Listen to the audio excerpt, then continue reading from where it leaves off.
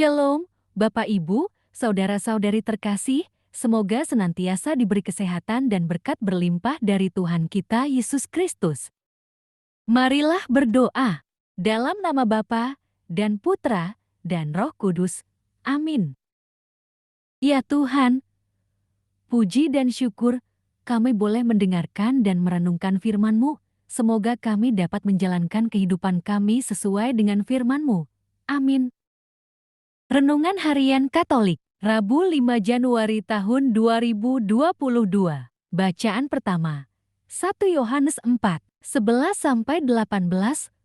Bacaan Injil, Markus 6, 45-52. Bacaan pertama, jika kita saling mengasihi, Allah tetap di dalam kita. Saudara-saudaraku yang kekasih, jikalau Allah sedemikian mengasihi kita, maka haruslah kita juga saling mengasihi. Tidak ada seorang pun yang pernah melihat Allah. Jika kita saling mengasihi, Allah tetap di dalam kita dan kasih-Nya sempurna di dalam kita. Demikianlah kita ketahui bahwa kita tetap berada di dalam Allah dan Dia di dalam kita. Ia telah mengaruniakan kita mendapat bagian dalam Roh-Nya. Dan kami telah melihat dan bersaksi bahwa Bapa telah mengutus Anak-Nya menjadi juru selamat dunia. Barang siapa mengaku bahwa Yesus adalah Anak Allah, Allah tetap berada di dalam Dia dan Dia di dalam Allah. Kita telah mengenal dan telah percaya akan kasih Allah kepada kita. Allah adalah kasih, dan barang siapa tetap berada di dalam kasih, ia tetap berada di dalam Allah, dan Allah di dalam Dia.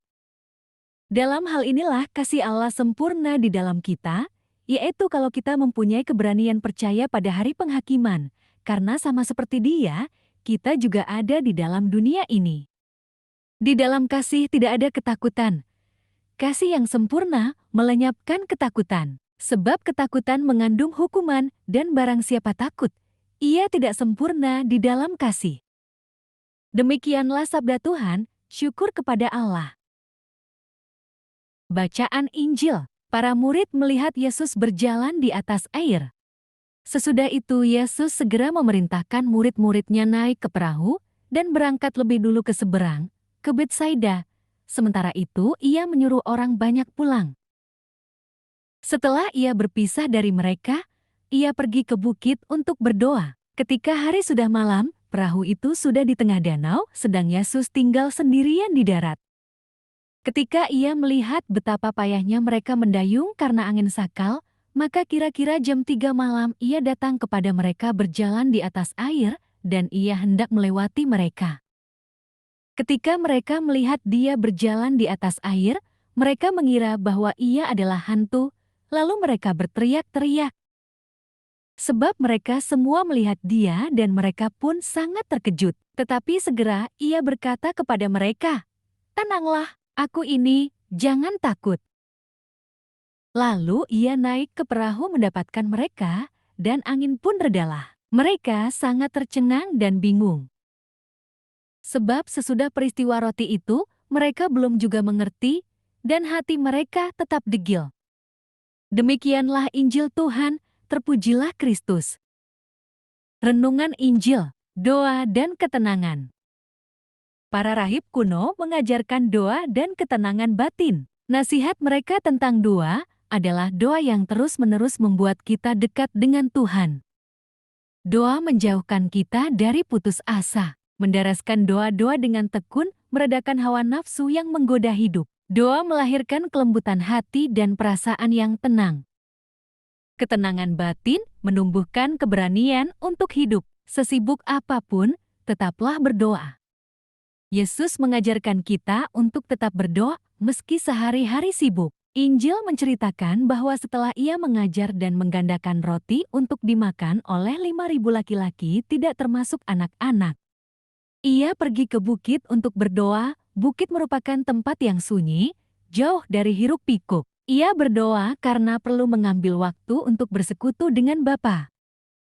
Dengan berdoa, dia mempersiapkan diri bagi pekerjaan baru yang akan dilakukannya. Setelah berdoa, ia melihat para murid sedang kepayahan mendayung perahu akibat besarnya angin sakal. Sekitar jam 3 malam, ia mendatangi mereka dengan berjalan di atas air. Tujuan kedatangan Yesus adalah untuk memberikan pertolongan. Akan tetapi, para murid keliru menangkap makna kedatangannya. Mereka menganggap dia sebagai hantu. Sangkaan mereka sesuai dengan kepercayaan orang-orang pada zaman itu yang berkeyakinan hanya hantulah yang bisa berjalan di atas air. Yesus memahami apa yang ada dalam benak para murid. Ia mengatakan, "Tenanglah, aku ini, jangan takut." Lalu, naiklah ia ke atas perahu, dan angin menjadi reda. Ketika berada di tengah badai, hidup menjadi tenang, bukan perkara gampang. Di tengah amukan badai hidup, kita cenderung mudah melihat hantu daripada melihat Tuhan. Padahal ia ada bersama kita. Tindakan Yesus yang tekun berdoa secara langsung mengajak kita untuk membiasakan diri berdoa. Dengan begitu, kita akan mendapatkan ketenangan sampai Tuhan berkata, "Tenanglah, aku ini, jangan takut." Amin. Allah Bapa sumber kedamaian, jauhkanlah kiranya rasa takut dari hati kami dan tanamkanlah sikap kesediaan menaruh cinta kasih kepada sesama, sehingga kami dapat memasuki kedamaian. Dengan pengantaraan Yesus Kristus, Putramu, Tuhan kami yang bersama dengan Dikau dalam persatuan Roh Kudus, hidup dan berkuasa, Allah sepanjang segala masa. Amin. Jangan lupa subscribe, like, komen, dan nyalakan lonceng notifikasinya. Terima kasih, Tuhan Yesus memberkati. Amin.